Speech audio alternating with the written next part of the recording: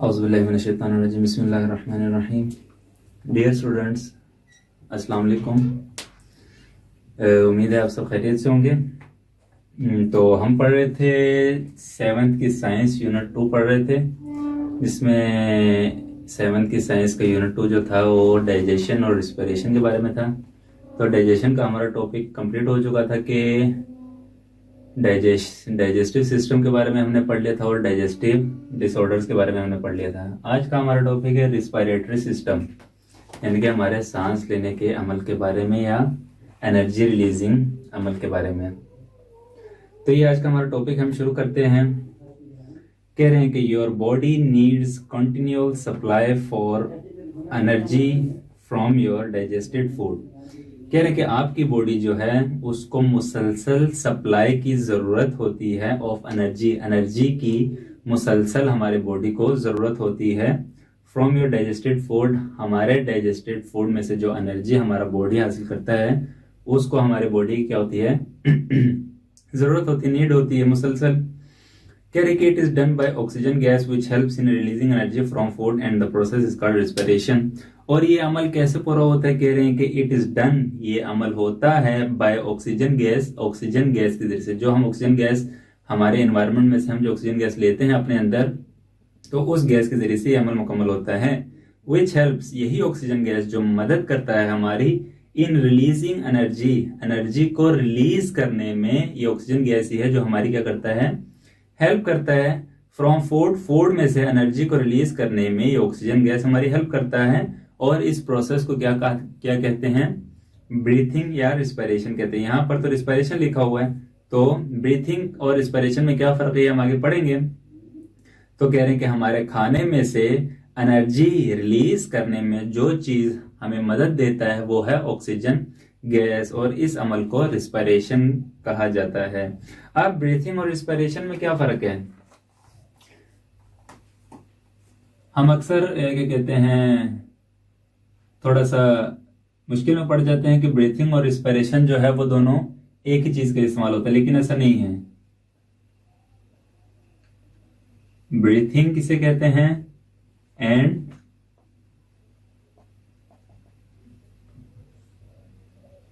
Respiration किसे कहते हैं, इसके बारे में हम फर्क बयान करेंगे कि ब्रीथिंग का अमल क्या है, रिस्पिरेशन का अमल क्या है।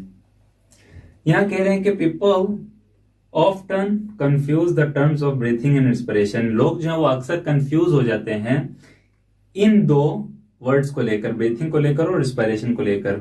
हालांकि इन दोनों का माना क्या है, बिल्कुल मुख्तलिफ है। ब्रीथिंग क्या है? Breathing is the only process of getting air into the lungs and releasing of stale air out of the lungs. Breathing के अमल में होता है कि हम ताजा हवा जो है अपने लंग्स में लेके जाते हैं और अपने लंग्स से खारिज कर देते हैं। ब्रीथिंग किसे कहते हैं? Getting air and releasing air. बस ब्रीथिंग का ये काम है। ब्रीथिंग किसे कहते हैं? हवा को हम अपने अंदर लेना और हवा को बाहर छोड़ देना। ब्रीथिंग के अमल में बस ये दो काम हो रहे होते हैं।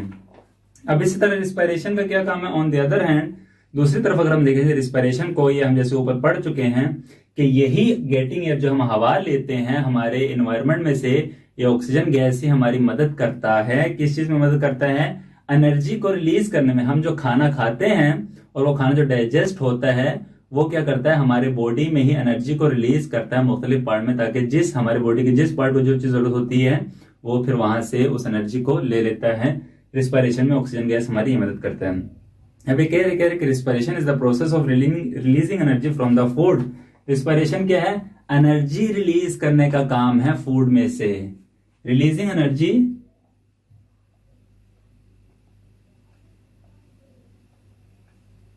फ्रॉम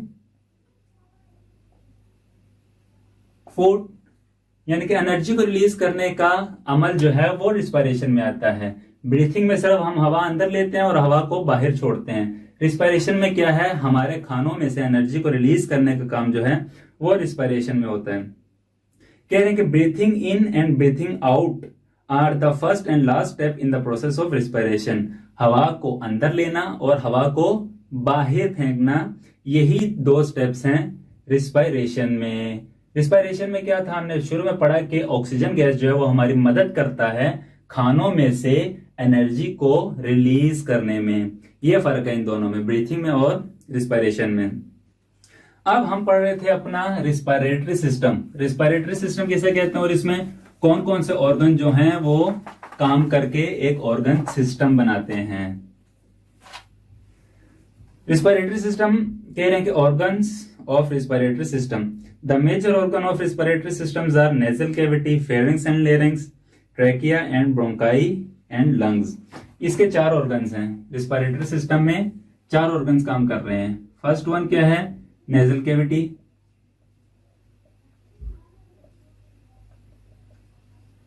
सेकंड वन क्या है, फेरिंग्स एंड लेरिंग्स।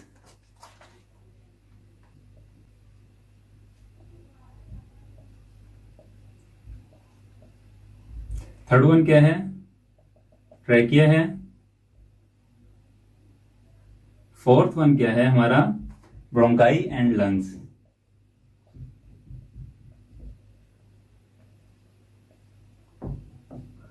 ये 4 ऑर्गन है जिसकी वजह से हमारा एक ऑर्गन सिस्टम यानी रिस्पायरेटरी सिस्टम मुकम्मल होता है। तो हम इनके बारे में पढ़ेंगे कि नेजल कैविटी क्या काम करता है, फेरिंग्स एंड लेरिंग्स क्या काम करता है, ट्रैकिया क्या काम करता है, ब्रोंकाई और लंग्स हमारे रिस्पायरेटरी सिस्टम में क्या काम करते हैं। अब सबसे पहले आ जाओ नेजल कैविटी। नेजल कैविटी में कह रहे हैं कि air enters your body through 2 openings. हवा जो है हमारी बॉडी में एंटर होती है 2 ओपनिंग्स के जरिए से, यानी कि 2 सुराख कान नाक के। कह रहे कि 1 is your nose, guess which is the other opening, your nose has 2 nostril. कह रहे कि आपका नाक जो है वो 2 में से 1 है। तो कह रहे कि दूसरा कौन सा है, वो भी हमारा नाक है, क्योंकि हमारे नाक के 2 सुराख हैं। ठीक है, your nose has 2 nostril which are lined with tiny nasal hair and mucus gland. हमारे नेजल कैविटी में टीनी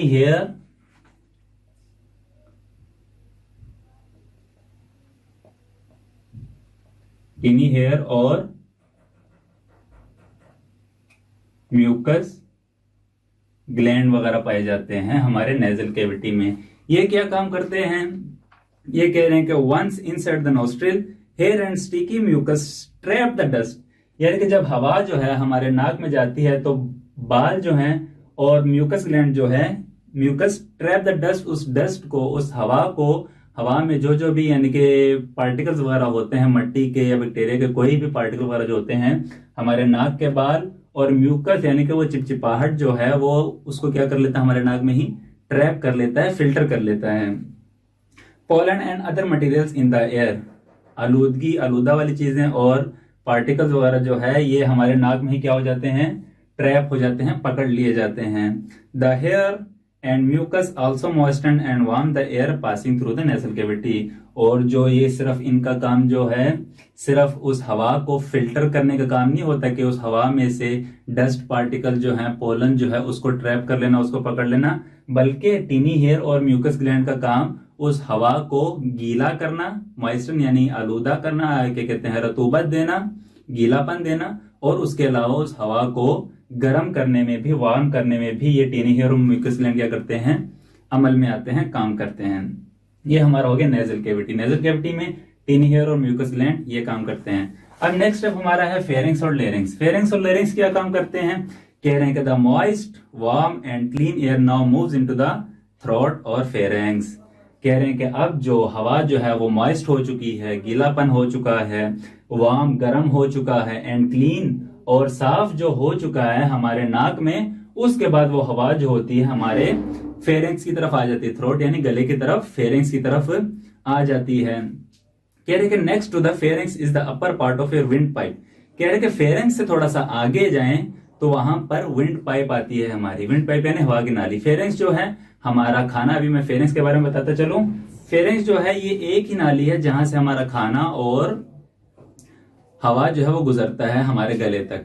फिर यहां से गले से आगे जो है 2 नालियां अलग हो जाती हैं, एक हवा की नाली होती है, एक खाने की नाली होती है। जैसे मैंने आपको पहले बता दिया डाइजेस्टिव सिस्टम में कि खाने की नाली को ईसोफेगस कहते हैं और हवा की नाली को लेरिंग्स कहते हैं। यहां से जब हवा गर्म हो जाती है, साफ हो जाती है, उसके बाद मॉइस्ट यानी रतूबत वाली हो जाती है, तो हवा फिर फेरिंग्स में जाती है, फिर फेरिंग्स से आगे लेरिंग्स, लेरिंग्स यानी विंड पाइप हवा की नाली में पहुंच जाती है। It is made of cartilage, ये कार्टिलेज से मिलकर बना हुआ है। ये लेरिंग्स जो है कार्टिलेज से मिलकर बना हुआ है। अब कह रहे हैं कि your vocal cord are present in the larynx to produce sites. अब लेरिंग्स में जो है, इस लेरिंग्स में वोकल कॉर्ड्स पाए जाते हैं, वोकल कॉर्ड्स पाए जाते हैं। इस लेरिंग्स में वोकल कॉर्ड्स पाए जाते हैं। ये क्या काम करते हैं? ये काम करते हैं साउंड प्रोड्यूसिंग का काम करते हैं। लेरिंग्स ये तो हो गया ना फेरिंग्स। ये फेरिंग्स जो है हमारे हवा की नाली भी है और खाने की नाली भी है। इसके बाद जब हवा आगे लेरिंग्स में जाती है हमारे हवा की नाली में, तो वहां पर वोकल कॉर्ड्स भी पाए जाते हैं। वोकल कॉर्ड्स क्या करते हैं? हमारी जो आवाज वगैरह है, साउंड वगैरह जो हम मुंह से निकालते हैं, वो सारा लेरिंग्स में ही अमल होता है उसका, वोकल कॉर्ड्स। और वोकल कॉर्ड्स क्या करते हैं? आवाज प्रोड्यूस करते हैं। अब नेक्स्ट स्टेप आ गया हमारा ट्रैकिया। नेजल कैविटी हमने पढ़ लिया, फेरिंग्स लेरिंग्स हमने पढ़ लिया। अब आ गया ट्रैकिया। ट्रैकिया क्या काम करता है? कह रहे हैं कि air passes from the larynx into the trachea or windpipe which is about 5 to 6 inches long। हवा जो है अब गुजरती है हमारे लेरिंग्स से या विंड पाइप से। लेरिंग्स या विंड पाइप यानी हमारे हवा की नाली, वहां से गुजरती है। जो ये हवा की नाली जो है ये तकरीबन 5 से 6 इंचेस लंबी होती है। The trachea is formed of many C shaped ring of cartilage. उसके बाद ट्रैकिया की तरफ जब बढ़ती है तो ये ट्रैकिया क्या है? ये काफी सारे सी शेप्ड कार्टिलेज से मिलकर बना हुआ है। इस तरह सी शेप्ड कार्टिलेज से मिलकर बना हुआ है हमारा ट्रैकिया। ठीक, तो कह रहे हैं कि the sturdy cartilage rings keep the trachea open all the time and prevent it from collapsing. ये जो हमारा ट्रैकिया, ये हवा की नाली है, इसके अंदर जो ट्रैकिया पाए जाते हैं, कार्टिलेज जो होता है, ये हमारे हवा को कोलैप्स करने में, यानी कि हमारे जब हवा की कमी होती है तो ये ट्रैकिया क्या हो जाता है? सूखने लग जाता है। तो ये जो कार्टिलेज जो है हमारे हवा की नाली को आपस में कोलैप्स होने से, बंद होने से क्या करती है? रोकती है। कह रहे द स्टर्डी कार्टिलेज रिंग्स, ये जो रिंग्स है हमारे कार्टिलेज क्या कहते हैं, सॉरी, ट्रैकिया के अंदर, कीप द ट्रैकिया ओपन, ये ट्रैकिया को ओपन रखता है, खुला रखता है ऑल द टाइम, हर वक्त। क्यों खुला रखता है? कह रहे हैं कि प्रिवेंट इट फ्रॉम कोलैप्सिंग, ताकि ये हवा की नाली आपस में मिल ना जाए, कोलैप्स ना हो जाए। ये था हमारा ट्रैकिया का काम। अब आ गया जो ब्रोंकाई और लंग्स। ब्रोंकाई और लंग्स हमारा लास्ट स्टेप है। तो इसमें क्या कह रहे हैं? ब्रोंकाई लंग्स में कह रहे हैं the trachea divides into 2 branches at the lower and. Trachea जो होता है उसके बाद हमारा जो हवा की नाली जो है वो उसके बाद 2 ब्रांचेस में बट जाती है। हमारी हवा की नाली जो है, ये हमारे हवा की नाली है, इसके बाद ये 2 ब्रांचेस में क्या हो जाती है? बट जाती है।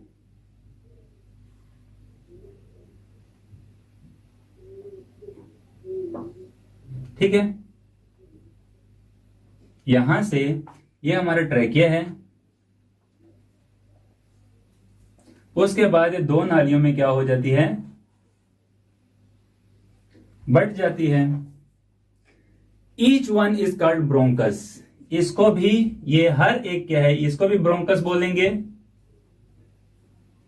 ये भी क्या है? ब्रोंकस है। ठीक,